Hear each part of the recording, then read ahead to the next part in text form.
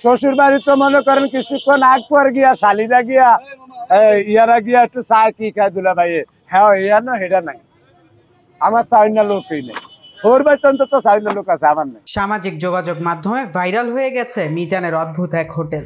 এখানে নেই কোনো ক্যাশিয়ার, নেই খাবার পরিবেশনের জন্য কোনো কর্মচারী। কাস্টমারকে নিজেই নিয়ে নিতে হবে নিজের খাবার, আর খাওয়া শেষে নির্দিষ্ট স্থানে রেখে যেতে হয় দাম।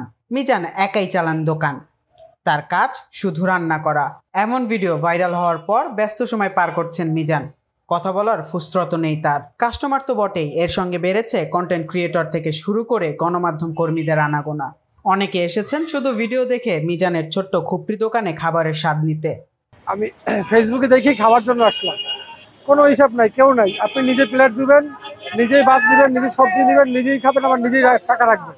অন্যান্য 5টা হোটেলের তুলনায় খাবারের মানটা ভালো। নিয়মিত কাস্টমারদের মুখেও শোনা যায় মিজানের খাবারের প্রশংসা। ভাইরাল হওয়ার পর বেচা বিক্রি বাড়লেও বাড়েনি মিজানের খাবারের দাম, আর সাথে বাড়াতে পারেননি নিজের রান্নার সামগ্রীও, যার কারণে একটু বিড়ম্বনায় পোহাতে হচ্ছে তাকে। মিজান স্বপ্ন দেখেন তার এই ব্যবসাকে আরো বড় করবেন, যেন কাস্টমাররা তার দোকানে আরো আরামে খেতে পারেন। কম থেকে গেলে আমি দেখি না, আমার এটা লিখে মন খারাপ নাই।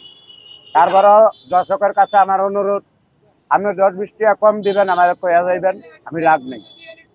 14 বার করে বাটরে খাইতে আসবেন, 14 বার করে বাটরে খাইবেন, না নাই ঝোল আলু 14 বার করে লইবেন, না নাই।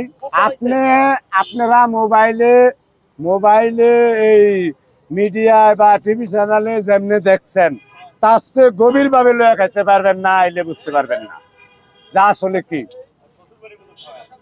শ্বশুর বাড়ি তো মনে করেন কিছুক্ষণ আগ পর গিয়া শালিরা গিয়া ইয়ারা গিয়া একটু চা কি খায় দুলা ভাই, হ্যাঁ ইয়া না হেটা নাই। আমার চাইনা লোকই নেই, ওর বাড়িতে অন্তত চাইনা লোক আছে, আমার নেই।